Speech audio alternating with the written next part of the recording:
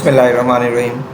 आज हम डिस्कस करने जा रहे हैं बाइनोमियल थ्योरम चैप्टर 8 और टेस्ट नंबर 7। उसका जो फर्स्ट क्वेश्चन है, the mathematician who devise the method of induction. अब ये अगर आप चैप्टर बुक खोलें तो उसके स्टार्ट में ही पहले पेज की पहली लाइन पे दिया हुआ है फ्रांसिस्को मोरिलिको ने जो मेथड ऑफ इंडक्शन है ये डिवाइस किया था। ठीक है, तो क्वेश्चन नंबर 1 का जो आंसर बन जाएगा वो क्या होगा, सी ऑप्शन। तो ये जस्ट इंफॉर्मेशन है, इसमें कोई चक्कर नहीं। Question number 2, the summation form of a plus B power n is. Summation form बतानी है। अगर आपको याद हो जो बाइनोमियल थ्योरम है उसकी जो जनरल टर्म का फॉर्मूला होता है वो summation r0 to n a की power n minus r b की पावर r। तो ये जनरल फॉर्म है इसकी बाइनोमियल थ्योरम की।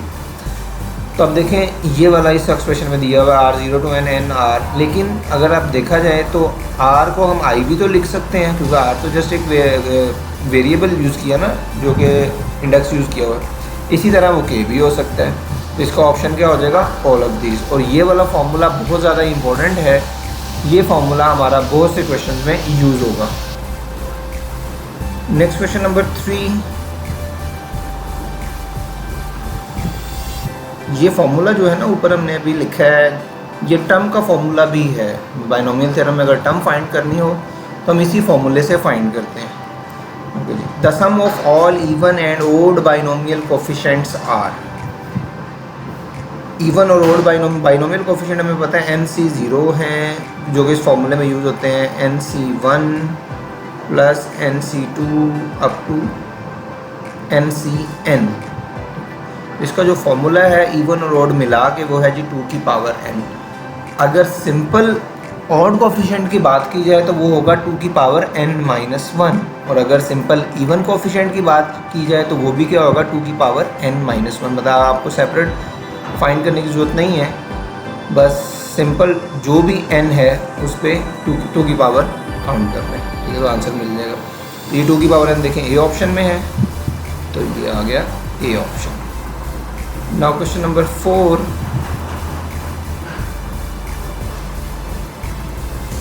सम of binomial coefficient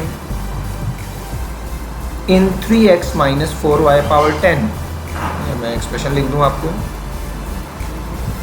3x minus 4y power 10। इसमें बाइनोमियल कोफिशिएंट्स आपको बताने हैं। अब बाइनोमियल कोफिशिएंट आपको पता होगा वो 10C0, 10C1, 10C2, 10C3, सिर्फ बाइनोमियल कोफिशिएंट, ये 3 और 4 वाले कोफिशिएंट इसमें नहीं आएंगे। तो वो क्या होगा 10C0 plus 10C1 plus 10C2 up to 10C10।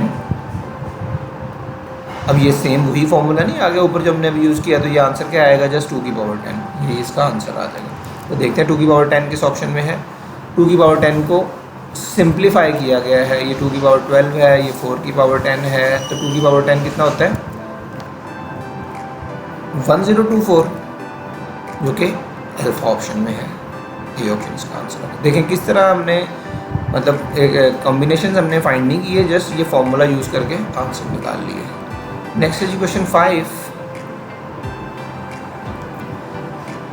The greatest coefficient in the expansion of a plus B power 12।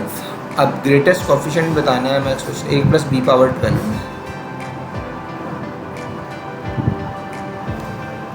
अगर आप गौर करें कोफिशिएंट्स पे तो 10C0, 10C1 ये इस तरह इंक्रीज़ होता है वैल्यूज़। अगर आप इसको कैलकुलेट करके चेक कीजिएगा, 10C0, 10C1 ये वैल्यूज़ इंक्रीज़ होती चली जाएंगी और मिडल के बाद वैल्यूज़ डिक्रीज़ होनी शुरू हो जाएंगी। और एक और चीज़, फर्स्ट और लास्ट का आंसर सेम आएगा, सेकंड लास्ट का सेम आएगा, थर्ड और थर्ड लास्ट का। और जो मिडल में आएगी टर्म, मिडल वाली टर्म जो होती है वो हमेशा वो लार्जेस्ट कोफिशिएंट होता है बाइनोमियल वाला। तो अब इसकी नंबर ऑफ़ टर्म्स, अगर a प्लस बी की पावर 12 है तो नंबर ऑफ़ टर्म्स कितनी बनेंगी, n+1 विच इज़ 13, क्योंकि नंबर ऑफ़ टर्म्स का फॉर्मूला होता है n+1, जो भी पावर है उसमें जस्ट एक ऐड कर देते। तो इस केस में 12 है, 12 तो 13 टर्म्स बनेगी। 13 टर्म्स में मिडिल टर्म कौन सी होगी, 7th। तो 7th टर्म कैसे फाइंड करेंगे, 12C7 ऐसी होगी जी, 12C7 नहीं, क्योंकि ये ज़ीरो से स्टार्ट होता है। इस चीज़ का ख्याल रखना है आपने कि ज़ीरो से जब स्टार्ट करोगे तो 7th टर्म आएगी 12C6, तो मैं इसको करूँगा 6। तो 12C6 को सिंप्लीफाई कर लें, आपको आंसर मिल जाएगा। और 12C6 सिंप्लीफाई करने का मैंने आपको लास्ट चैप्टर 7 में बताया था कि किस तरह करेंगे। इसके 6 फैक्टर्स लिखेंगे, 12, 11, 10, 9, 8, 7, ये 6 फैक्टर्स हो गए। और डिनोमिनेटर में क्या आएगा, 6 फैक्टोरियल। 6 फैक्टोरियल को 6, 5, 4, 3, 2 एंड 1। तो सिंप्लीफाई कर लेते हैं, ये क्या आएगा 4 2 8, ये 8 से कैंसिल हो गया। ये 6 कितना हो जाएगा, 6 2 12 एंड 5, ये भी 2 हो गया। और ये इससे कैंसिल हो गए, 3 आ गया। तो फाइनली आंसर क्या आएगा, 2 multiply by 11 multiply by 2 multiply by 3 multiply by 7।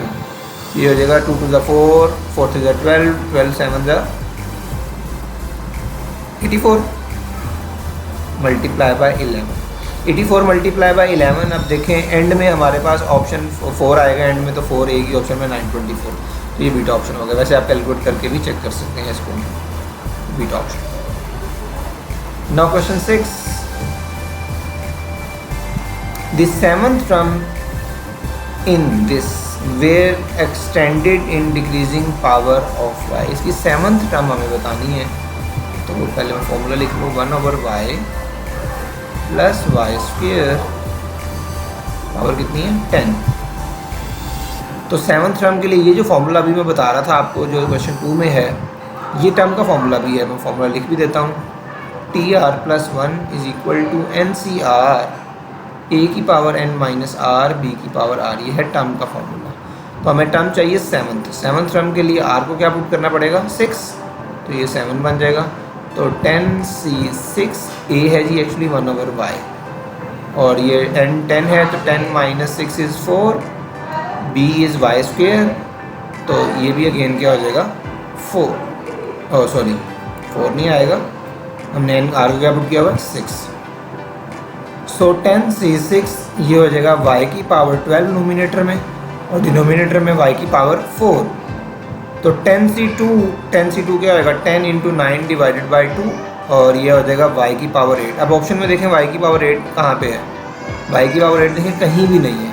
उसका मतलब आंसर क्या हो जाएगा, नन ऑफ दीज। हमें सिंप्लीफाई करने की जरूरत ही नहीं है। डेल्टा मतलब ऑप्शन में कोई ऐसी टर्म नहीं दी हुई। Now question 7, if x = 2y/1 then which one is true?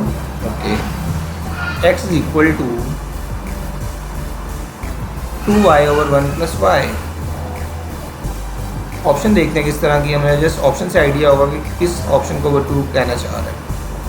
तो ऑप्शन है हमारे पास, x की वैल्यूज़ बताई गई है कि x की रेंज क्या है, एक्चुअली फंक्शन की रेंज बताई हुई है। अगर चैप्टर 1 में अगर आप देखें, चैप्टर 1 में डोमेन और रेंज, और सॉरी वो तो सेकेंड ईयर में आएगा, मैं इसको बता देता हूँ कि एक्चुअली x की वैल्यू, x इसकी फंक्शन की रेंज इस वक्त रिप्रेजेंट कर रही है, क्योंकि y डोमेन है और x क्या है, रेंज को शो करेगा। तो हमें देखना है कि जी x की वैल्यू क्या होगी, ठीक है। तो रैशनल फंक्शन में सिर्फ क्वेश्चन नंबर 7 में कुछ मिस है, क्योंकि x की वैल्यू इस तरह, तो अगर हम फंक्शन की रेंज लिखेंगे तो वो तो जस्ट होएगा r0 = -1, तो ऐसा कुछ नहीं है। तो ऑप्शंस को देख के लग रहा है कि क्वेश्चन में कुछ मिस्टेक है, ठीक है। तो हम इसको स्किप करते हैं, फिल वक्त क्वेश्चन 8 की तरफ मूव करते हैं। क्वेश्चन 8 है जी, the number of terms 2 + x power 7, लिख लेते हैं साथ साथ, 2 + x पावर 7 -2 - x पावर 7। तो इस तरह की जितनी भी टर्म्स होंगी, मैं बल्कि जनरल फार्मूला लिख देता हूँ आपको, कलर चेंज करके लिख देता हूँ ताकि आपको विजिबल रहे। a + b power n -a - b power n, ये जो कि इस शेप में। तो इसका जो आंसर आएगा, ये n दो तरह के हो सकते हैं, n इवन भी हो सकता है, ऑड भी हो सकता है। अगर तो n आपका ऑड है तो ये आपका n + 1/2 होगा। If odd, n is odd, और ये इवन होगा तो इफ़ इवन। तो हमारे वाले केस में क्या है जी, सेम है, ऑड है। तो ऑड वाले केस में क्या करेंगे, ये वाला फॉर्मूला यूज़ करेंगे, n + 1/2। तो n + 1 = 7 + 1 = 8, 8/2 = 4। तो इस फॉर्मूले से आपको इजीली टर्म मिल जाएंगी जो कि ऑप्शन बी में है।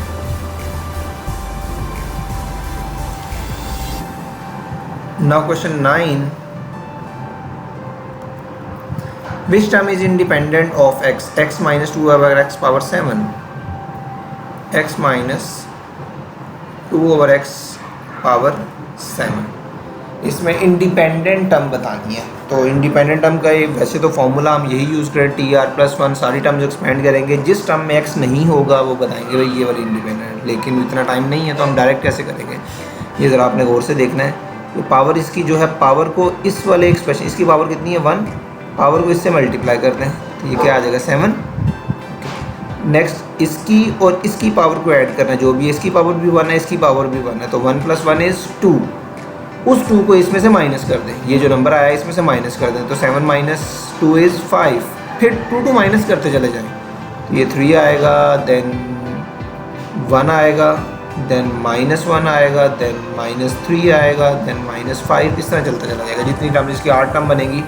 तो एक और मैं लिख देता हूँ, तो वो क्या आ जाएगा -7, 4 और 4, हाँ जी 8 टर्म बन गई। अब देखें ये एक्चुअली उस टर्म में x की पावर्स हैं, मतलब फर्स्ट टर्म में x की पावर आपको 7 मिलेगी, सेकंड टर्म में x की पावर 3 मिलेगी, थर्ड में x की पावर 3, 4 में x की पावर 1 और फिफ्थ टर्म में x की पावर -1। तो कहीं भी हमें x की पावर 0 नहीं मिल रही। इसका मतलब है इस एक्सप्रेशन में हमें इंडिपेंडेंट टर्म x वाली है ही नहीं। तो ये लिखें, देखें डी ऑप्शन, नो टर्म, ऐसी कोई टर्म नहीं है यहाँ पे, D option. Now question 10, if in the expansion square root of x, expression लिख देते हैं साथ ही, square root of x minus k over x square power 10, independent of x is 405, then value of k। अगर जो इसकी जो भी इंडिपेंडेंट टर्म है जिसमें x की पावर 0 है या x है ही नहीं, तो उसकी वैल्यू आपको बता दी गई है 405, तो आपको k की वैल्यू बतानी है। तो सेम वही फॉर्मूला हम यूज़ करेंगे। ये पावर 10 है, इसकी पावर 1/2, तो इसको जब 1/2 से मल्टीप्लाई करेंगे तो ये कितना आ जाएगा 5।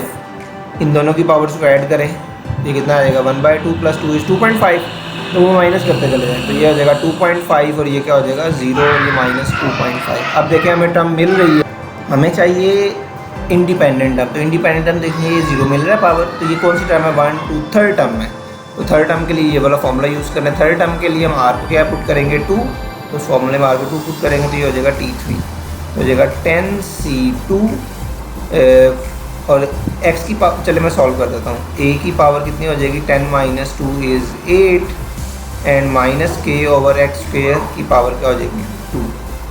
अब थर्ड टर्म आपको बताई हुई है वो क्या है 405, दिस वन इज़ 405, 10C2 ये हो जाएगा x की पावर 4 और ये डिनोमिनेटर में ये x की पावर 4 है, तो ये दोनों कैंसिल हो जाएंगे, तो -k², तो सिंपल आ जाएगा k²। तो 10C2 को सिंप्लीफाई करते हैं, 10C2 हमें पता है जी हो जाएगा 10, 9 / 2 = k², ये वैल्यू होगी, ये 2 इधर मल्टीप्लाई हो जाएगा 10, 9, ठीक है 90 आ गया। मैं इधर कर देता हूँ 405 × 2 / 90 = k², ठीक है। तो ये कहीं कटिंग हो रही है, चेक कर लेते हैं कटिंग इसकी अभी से। सिंप्लीफाई करेंगे तो ये आ जाएगा 9, तो k² इज़ 9, तो वैल्यू ऑफ k इज़ +-3, जो कि हमारे किस ऑप्शन में है, ये देखिए बीटा ऑप्शन, ये आ गया बीटा ऑप्शन। नेक्स्ट क्वेश्चन 11 है the six term from the and in the expansion of 3/2x, expression लिखते हैं 3/2x - 2/3x power 11। 6 term and में से बतानी है। अगर स्टार्ट में तो 6 टर्म होती तो हम एन को 5 फुट, आर को 5 फुट कर लेते, लेकिन जब एंड से बतानी है तो एंड वाली के लिए आपको पूरी एक्सपेंड करके काउंट करना है, ऐसा नहीं है। तो हम क्या करेंगे, जस्ट इसको जगह चेंज कर दें इनकी।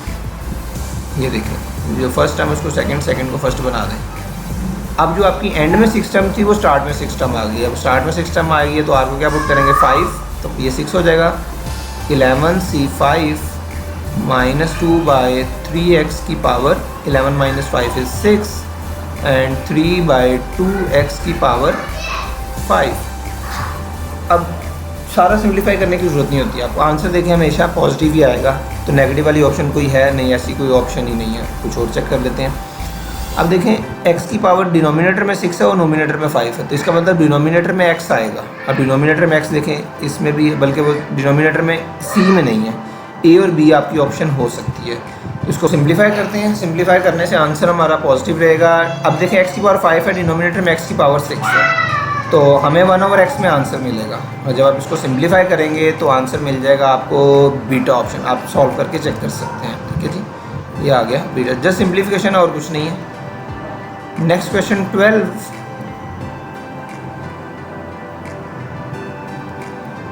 NC0, NC1, NC2, NC3, NCn। ये तो अभी हमने स्टार्ट में फॉर्मूला पढ़ा, वो क्या होता है 2 की पावर n, जो कि बीटा ऑप्शन में है। ये तो सिंपल सा था। Now question 13, if n is negative then series 1 + x will be convergent if 1 + x की पावर n। अब सीरीज़ में हमेशा जो पावर है ये नेगेटिव नंबर होती है या फ्रैक्शन होती है, आपको आइडिया है। कन्वर्जेंट कब होती है? जब ये वाली जो रेशो है when x mod is less than 1, ये ज़रूरी है। तो x mod is less than 1 देखिए बीटा ऑप्शन में। सिर्फ इसी कंडीशन में सीरीज़ कन्वर्जेंट होती है, अदरवाइज सीरीज़ क्या होंगी, डाइवर्जेंट होगी, अगर कॉमन रेशो उसकी लेस देन 1 नहीं आएगी तो। 14, if x is so small that its square and higher power can be neglected, then 1 minus 3x over 1 plus 4x। Expression लिखते हैं 1 minus 3x over 1 plus 4x और square root है approximately किसकी equal है। तो अगर मैं इसको सिंप्लीफाई करूँ 1 minus 3x की पावर 1/2 है और डिनोमिनेटर को भी नोमिनेटर में शिफ्ट करें तो 1 plus 4x की पावर -1/2 है। हायर पावर स्क्वायर वाली नेगलेक्ट करनी है, तो बाइनोमियल सीरीज में से जस्ट दो टर्म लिखेंगे हम, 1 minus 3/2x, आगे सारी निगलेक्ट हो जाएंगी। इसी तरह 1 minus 4/2 इज़ -2x, बाकी सब सारी निगलेक्ट होगी। अब हमें सिर्फ x वाली चाहिए, x स्क्वायर नहीं चाहिए, तो ये हो जाएगा 1 minus 2x minus 3/2x। अब ये x और ये x मिलके x स्क्वायर हो जाएगा, तो उसको भी हम निगलेक्ट कर देंगे। तो ये 1 माइनस ये कितना हो जाएगा -4 minus 3 -7/2x, 1 minus 7/2x beta option. तो जस्ट सिंप्लीफिकेशन थी और कुछ भी नहीं है। Next question 15, how many terms are in. वैसे तो अगर आप ये सीरीज़ देखें तो टर्म्स होती हैं सीरीज़ में इनफाइनाइट। मैं पहले सीरीज़ लिख दूँ, 1 minus x plus x square minus x3 plus x4 up to so on, और पावर क्या दी गई है -2। अब पावर -2 देखें हमें आइडिया हो जाएगा टर्म जिसकी इन्फिनिट ही होनी चाहिए, लेकिन एक्चुअली ये जो अंदर वाला जो फॉर्मूला है ये है 1 minus x की पावर -1 का, ये क्या हो जाएगा -2, हाँ पावर -2, तो 1 minus x की पावर 2 हो जाएगी। तो अब ये वाला सिंपल एक्सप्रेशन है, तो इसकी कितनी टर्म्स होंगी 3, क्योंकि 1 minus x स्क्वायर अगर इसको एक्सपेंड करेंगे तो 3 टर्म्स आएंगी, जो कि सी ऑप्शन में है। Next question 16, the sum of this series, इस सीरीज़ का सम बताना है।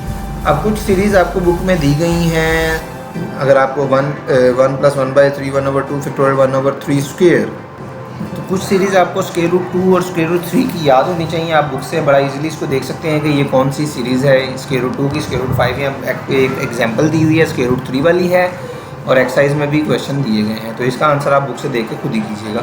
Now question 17, if in the expansion of 1 plus x की power the binomial coefficient x4 and x11 are in the ratio। अब हमें पता है फर्स्ट और बाइनोमियल कोफिशिएंट इक्वी डिस्टेंस होते हैं, फर्स्ट और लास्ट सेम होता है, सेकंड लास्ट सेम होता है, थर्ड लास्ट सेम होता है। तो अगर ये दोनों, मैं पहले आपको एक्सप्रेशन लिख देता हूँ ताकि आपको एक्सप्लेन करने में आसानी रहे। 1 plus x की पावर कितनी दी हुई है n। अब x4 और x11 के जो रेशियोज़ हैं वो सेम है, मतलब इनके कोफिशिएंट सेम है। अब देखते हैं x की पावर 4 किस टर्म में आएगा। फर्स्ट टर्म में हमें x की पावर 0 मिलेगी, फर्स्ट टर्म x की power 0, then 1, then 2, then 3, then 4। अब देखिए टर्म कौन सी है, 5th टर्म है, तो फिफ्थ टर्म के लिए हम आर क्या पुट करते हैं, 4 ही पुट करते हैं, तो ये हो जाएगा NC4 ही आएगा। इसी तरह जो दूसरी टर्म है आपकी वो 11 वाली है, तो वो होगी NC11, तो मैंने इक्वल कर दिया। तो NC4 NC11 ये हमने चैप्टर 7 में पढ़ा है। कब इक्वल होगा, व्हेन 11 + 4 इज़, एक्चुअली इन दोनों का सम नोमिनेटर के इक्वल होगा। तो यहाँ से n की वैल्यू क्या मिल गई आपको, 15, जो कि बीटा ऑप्शन में है। Now question 18, n² - n + 41 is prime number is false when n is. कौन सी वैल्यू है जिससे ये प्राइम नंबर नहीं रहेगा? प्राइम नंबर पता है, जो नंबर वो नंबर होते हैं जो अपने ही नंबर पे जिसके 2 डिस्टिंक्ट फैक्टर होते हैं, एक इटसेल्फ और एक 1। अगर आप कोई भी 21, 31 या ये पुट करेंगे तो आपको प्राइम मिलेगा, लेकिन 41 पुट करने से प्राइम नहीं मिलेगा। ये बुक का ही आपका क्वेश्चन है, तो ऑप्शन हो गया बीटा। आप चेक भी कर सकते हैं। 19, विच वन इज इनकरेक्ट, कौन सा हमारा आंसर गलत है? तो देखिए कॉम्बिनेशन में अगर ये कॉम्बिनेशन का साइन है, दोनों सेम हो तो आंसर 1 होता है, हमें पता है। 0 के साथ भी 1 ही होता है, पता है। NCR -1 ऊपर एक ऐड होता है और नीचे क्या हो जाता है, हमेशा बड़े वाली वैल्यू आती है। तो ये वाला एक्सप्रेशन हमारा C गलत दिया गया। मैं सही वाला इधर लिख देता हूँ, सही वाला है क्या, वो चैप्टर 7 में भी हमने किया था। NCR + NCR, n की जगह इधर K यूज़ किया गया, ठीक है। तो ये क्या होता था, n + 1 CR, ये एक्सप्रेशन होना चाहिए। तो यही ऑप्शन हमारी गलत ऑप्शन है। ये मैंने सही लिखा है, लेकिन जो बुक में तो जो पेपर में ऑप्शन दी गई है वो गलत है, तो C इसका राइट आंसर होगा। Next, the last term in the expansion of 1 + x⁻⁻1, इसकी लास्ट टर्म बतानी है आपको। अब ये देखिए पावर -1 है, तो -1 में हमें बाइनोमियल सीरीज यूज होगी, और बाइनोमियल सीरीज़ में आपको याद होगा ये टर्म्स कितनी होती हैं, इनफाइनाइट। तो इनफाइनाइट टर्म की तो लास्ट टर्म होती ही नहीं है, तो फिर क्या आएगा, नन ऑफ दिस, जो कि डेल्टा ऑप्शन में है। Next 21, for all positive integral value n³ - n is divisible by n³ - n is. तो इस तरह की डिविजिबिलिटी चेक करनी है तो हम सबसे छोटे नंबर से स्टार्ट कर लेते हैं। मतलब 1 पुट करते हो, 1 पुट करेंगे तो 0 आएगा। 0 तो किसी भी नंबर से डिवाइड हो सकता है। 2 पुट करें तो 2 पुट करने से क्या हो जाएगा, 2³ 8, 8 - 2 इज 6। तो 6 किससे डिवाइड होता है, 4 से तो डिवाइड नहीं होता, ना ही 5 से डिवाइड होता है, तो ये ओनली 6 से ही डिवाइड होगा। तो सिंपल एक नंबर पुट करना था तो आपको आंसर मिल जाना कि इसकी डिविजिबिलिटी किस नंबर के साथ है। नेक्स्ट क्वेश्चन 22,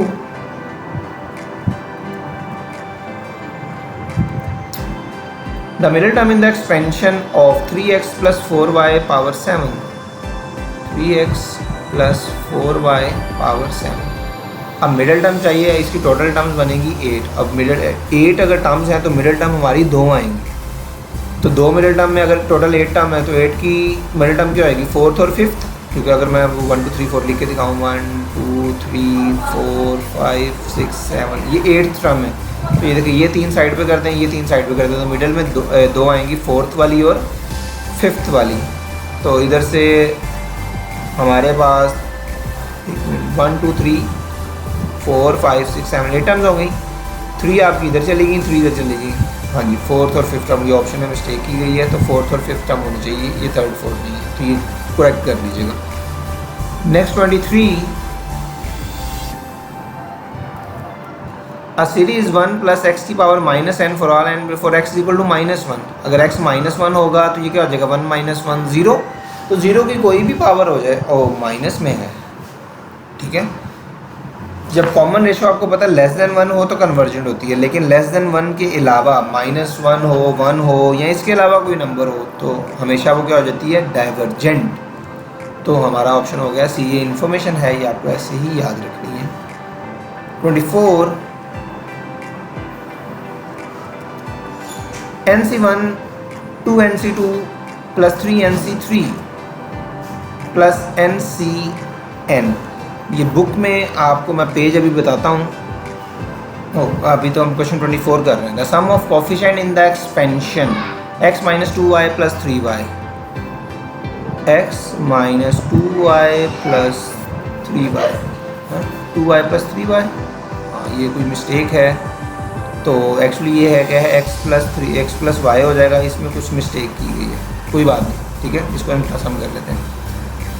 जब आपको कोफिशिएंट फाइंड करने हो ना, किसी भी बाइनोमियल हो, ट्राइनोमियल हो, कुछ भी हो, और वो बाइनोमियल ने सिंपल कोफिशिएंट की बात की गई है, उसमें बाइनोमियल भी आ जाएंगे और ये जो साथ अटैच किए हुए ये भी आ जाएंगे। तो जस्ट आपने क्या करना है, सब वेरिएबल्स को 1 1 पुट कर दें, तो 1 1 1 पुट करेंगे तो 1 + 1 = 2, 2 स्क्वायर इज़ 4, तो आपको आंसर मिल जाएगा 4। हमारा ये देखिए डेल्टा ऑप्शन में है, D.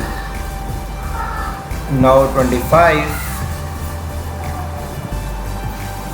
the sum of coefficient x to power 4 in the expansion of 1 + 3x। अब x की पावर 4 इस वाले एक्सप्रेशन में फाइंड करना थोड़ा मुश्किल है, लेकिन मैं सिंप्लीफाई करके दिखाता हूँ आपको। 1 + 3x + 3x² + x³ और पावर कितनी है 5। हमें कोफिशिएंट किसका बताना है, x की पावर 4 का। तो ये किसी का फॉर्मूला नहीं है, 1 + x की होल क्यूब नहीं है ये, आप इसको एक्सपेंड करके देखिएगा तो क्यूब का जब 3 से मिलेगा तो ये 15 हो जाएगा।